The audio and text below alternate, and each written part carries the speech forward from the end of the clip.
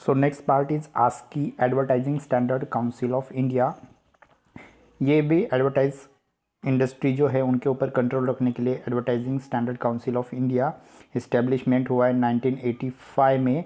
ये खुद self regulatory voluntary organisation से, मतलब इसके ऊपर किसी का कंट्रोल नहीं होता है।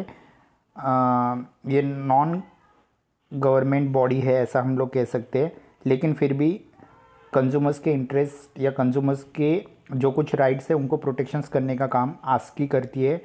ओके, आस्की ने एडवर्टाइज को कंट्रोल करने के लिए कुछ खुद के सेल्फ रेगुलेशन कोड बनाए हैं।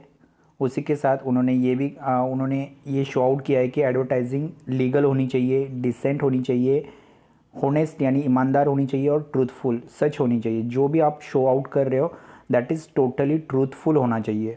ओके, वो हैज़र्ड नहीं होना चाहिए, हार्मफुल नहीं होना चाहिए, कंज्यूमर्स के लिए वो पैनिक देने वाला नहीं होना चाहिए। ओके, इट्स वेरी डिसेंट होना चाहिए। जो भी होगा, जो भी आप एडवर्टाइज में दिखाओगे वो कंज्यूमर्स को हार्मफुल या हैज़र्ड करने वाला नहीं होना चाहिए। इसके लिए आस्की ये डिपार्टमेंट अवेलेबल है।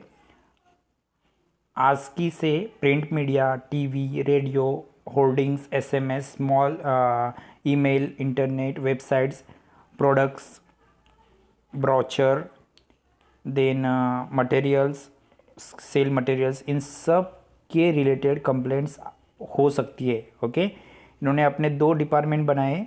जो आयुष मंत्रालय, जो हमारा मिनिस्ट्री ऑफ आयुष है, इसके अंडर काम करती है, जिनके नाम है department of consumers affair and दूसरा है standard authority of India. Okay, तो इनके under advertise standard council of India काम करती है, बट ये गवर्नमेंट बॉडी नहीं है। इनकी खुद की अलग से स्टैंडर्ड नॉन गवर्नमेंटल बॉडी के अंदर इनकी खुद की वॉलंटरी ऑर्गेनाइजेशन है। ओके, मतलब अगर आपका गवर्नमेंट नहीं सुन रही है, गवर्नमेंट के ये डिपार्टमेंट नहीं सुन रहे, तो आप डायरेक्टली इनके साथ किसी भी एडवर्टाइज के रिलेटेड कंप्लेंट कर सकते हो। ओके, अगर गवर्नमेंट आपको रेगुलेट नहीं कर रही है या मिसलीड कर रही है या ऑब्जेक्शन आप जो ले रहे हो एडवर्टाइज पे वो नहीं सुन रही है, तो आप advertising standard council of India के पास जा सकते हो।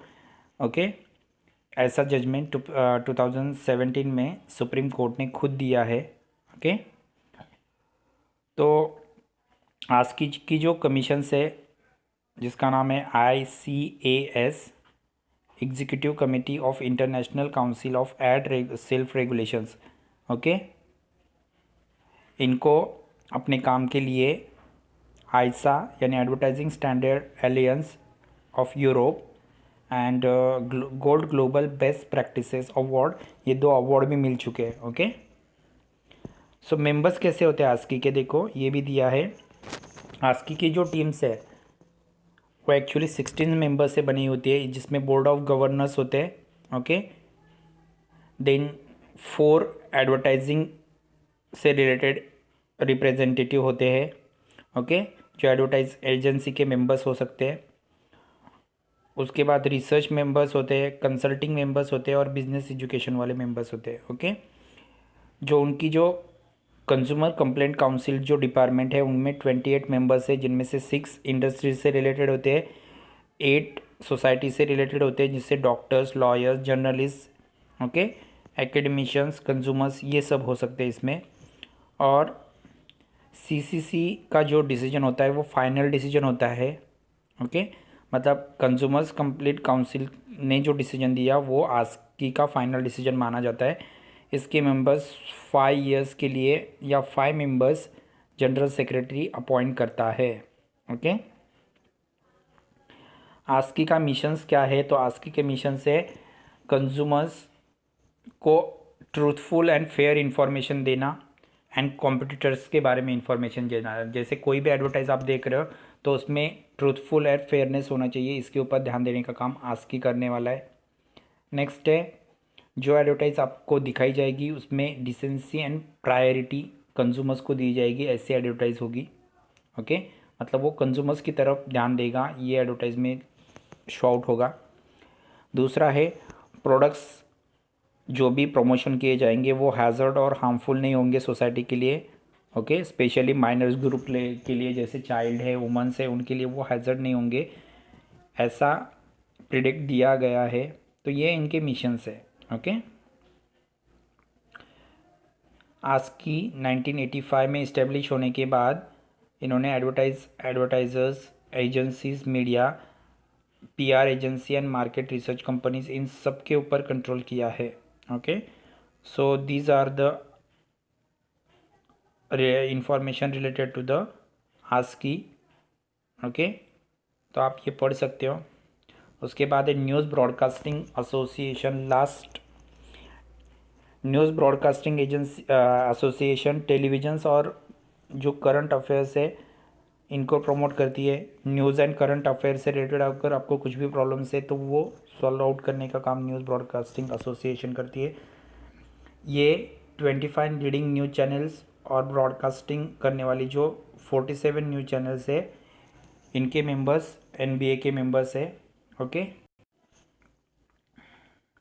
तो ये इनका भी क्या मकसद है, तो सेम जो आस्की के मोटिव्स है वो सेम यहाँ पे है। इंडियन टेलीविज़न इंडस्ट्री को इनकरेज करना, प्रमोट करना, प्रोटेक्ट करना और सिक्योर करना, स्पेशली ब्रॉडकास्टर्स के। यहाँ पे कंज्यूमर्स की तरफ ध्यान नहीं होगा, यहाँ पे ध्यान होगा जो आपको सर्विस प्रोवाइड करने वाला है उनसे, ब्रॉडकास्टर्स को हेल्प करना, ये इसका मेन मोटिव है। उसके बाद है न्यूज़ ब्रॉडकास्टिंग करते वक्त टेलीविजन्स पे प्रमोट अवेयर्स या नॉलेज पब्लिक, जनरल पब्लिक्स या उनके मेंबर्स को सब उसकी इंफॉर्मेशन देना, नॉलेज देना, ये भी काम एनबीए का है। ओके, उसके बाद अपनी इंडस्ट्री को बढ़ाना, बहुत सारे इंडस्ट्री से रिलेटेड प्रॉब्लम सॉल्व करना, ये भी एनबीए का काम है। ये सिर्फ ब्रॉडकास्टर्स के लिए काम करती है, मैंने पहले ही बताया, ये कंज्यूमर्स के लिए काम नहीं करती है। ओके, टेलीविज़न इंडस्ट्री की ग्रोथ करना ये उनका, और कंज्यूमर उनसे मैक्सिमम बेनिफिट कमाना, ये इनका मेन मोटिव्स है। ओके, कोई भी टेलीविज़न इंडस्ट्री में अनफेयर प्रैक्टिस नहीं करेगा, इसके ऊपर ध्यान देना, ये भी एनबीए का काम है। और एनबीए स्पेशली, एनबीए में कोई अथॉरिटीज़ नहीं है। अगर एनबीए में कोई किसी चीज़ के लिए ऑब्जेक्शन ले रहा है तो उनकी सबकी प्रायर अथॉरिटी देना, ये एक इम्पोर्टेंस काम है। तो ये है NBA, national news broadcasting association. Okay, so यहाँ तक हमारा सेकंड चैप्टर्स है। 2 चैप्टर्स हमारे कंप्लीट हो चुके हैं। यहाँ पे हमारा अब तक जो एग्ज़ाम से रिलेटेड आपका पोर्शन है वो कंप्लीट हो चुका है। Okay, so thank you students, best of luck for exams.